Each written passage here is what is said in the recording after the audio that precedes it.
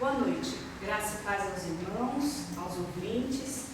Eu gostaria de convidá-los a abrir suas Bíblias no livro de 1 Coríntios, carta do apóstolo Paulo. Nós leremos no capítulo 10, apenas o versículo 13.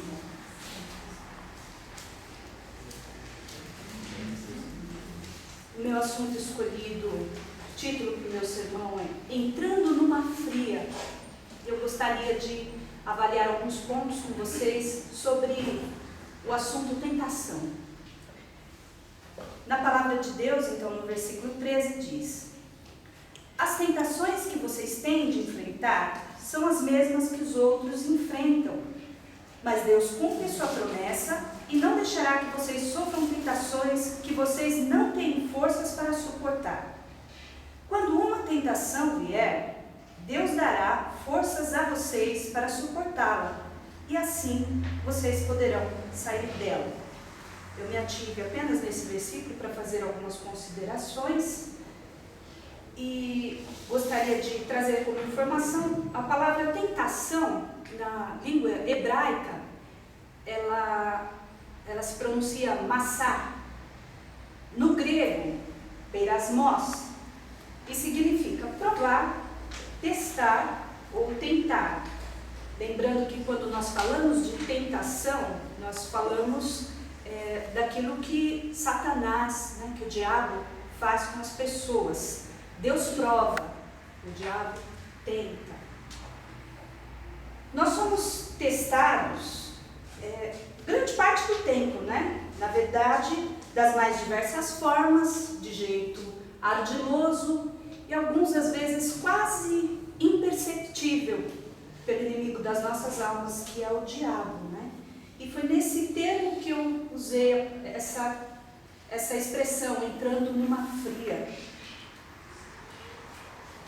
Nós vimos na Bíblia, em Mateus 4, a partir do verso 1 ao 11, Jesus sofrendo a tentação. Nesse texto fala que o próprio Jesus foi tentado. E o diabo, ele usou a própria Bíblia, a palavra de Deus, para tentar Jesus. E nós que já conhecemos esse texto, vimos como Jesus, de forma tão segura, mas porque estava sempre em comunhão com o Pai Celestial, ele passou pela tentação e venceu a tentação. E ele usou a própria Bíblia para conseguir vencer Satanás. A gente percebe também que, por mais que a gente tenha força de vontade para determinadas coisas, nesse caso, só a força de vontade para vencer a tentação, ela não é suficiente. Então, esse versículo ele traz algumas informações que podem nos ajudar a como passar pelas tentações. Nós dependemos de Deus para superá-las, Foi o que Jesus fez. Ele passou por elas e venceu. Nesse texto também de 1 Coríntios, o apóstolo Paulo ele escreve essa carta e ele lembra aos coríntios do que aconteceu com os antepassados do povo israelita. Nós também já vimos na história que eles, quando estavam no deserto, Deus os abençoou, ele ia durante o dia numa coluna de nuvem e à noite numa coluna de fogo. E mesmo Deus estando tão próximo, o povo reclamava, o povo murmurava. O próprio deserto por onde eles passaram, ele acabou levando o nome de Massá, que é tentação, Só que os israelitas, eles foram tentados e não foram aprovados, Pela murmuração, nós vimos que Moisés sofreu muito para conduzir o povo, porque era um povo do coração muito duro, Eles murmuravam muito. Então, o apóstolo Paulo ele exortou os cristãos lá em Corinto para que eles não esquecessem disso que aconteceu com os antepassados dos israelitas, que servisse de exemplo para que eles procurassem ter uma conduta que fosse correta diante de Deus. Então, a partir daqui eu quero analisar com vocês 3 aspectos da tentação. O primeiro, as tentações são para todos. Lá onde inicia o versículo, as tentações que vocês têm de enfrentar são as mesmas que os outros enfrentam. Então não há distinção, todos são tentados, E quando nós caímos, propósito de Deus para as nossas vidas, que é uma vida de obediência a Ele. A tentação, ela nasce do egoísmo, da presunção, do orgulho, quando nós pensamos só em nós mesmos e deixamos de pensar nas pessoas que estão à nossa volta, né? É isso que a gente tem presenciado muito nos dias de hoje, o individualismo. A gente se preocupa muito, o eu, né? Eu quero, eu posso, e a gente esquece que a gente consegue porque tem um Deus que está sobre todas as coisas e que controla a nossa vida também. Quando Eva foi tentada lá no Jardim do Éden, ela caiu na tentação porque ela pensou de uma forma egoísta, né?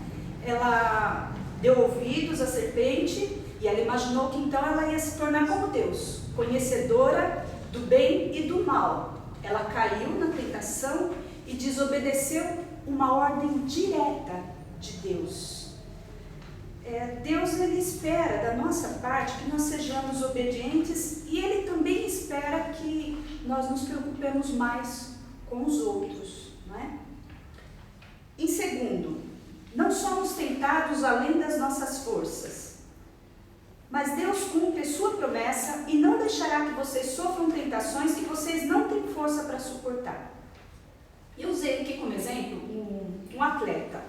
O atleta, quando ele pratica determinado esporte, ele tem que ter determinação, ele tem que ser disciplinado e ele tem que também ouvir o seu treinador.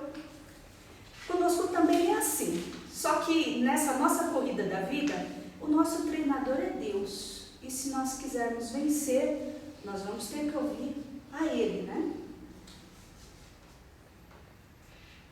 A Bíblia fala que Deus conhece a nossa estrutura e Ele se lembra de que nós somos pó, né? Por essa razão, se nós buscarmos a Deus, Ele nos auxiliará conforme prometeu. E em terceiro, nós recebemos forças de Deus para vencê-las. Então, vencê-las, as tentações, né? Quando uma tentação vier, Deus dará forças a vocês para suportar, e assim vocês poderão sair dela. Deus não apenas auxilia nas tentações que não temos força para suportar, como também dá forças para que nós vençamos qualquer tipo de tentação.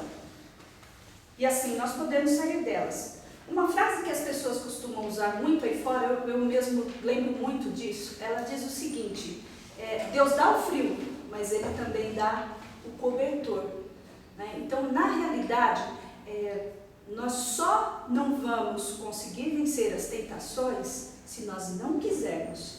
Nós temos todo o suporte, Deus está sempre pronto para nos ouvir, está sempre pronto para nos ajudar, e se a gente realmente buscar a Ele em toda e qualquer circunstância, né? Com certeza Deus vai nos ajudar a vencer as tentações, não é?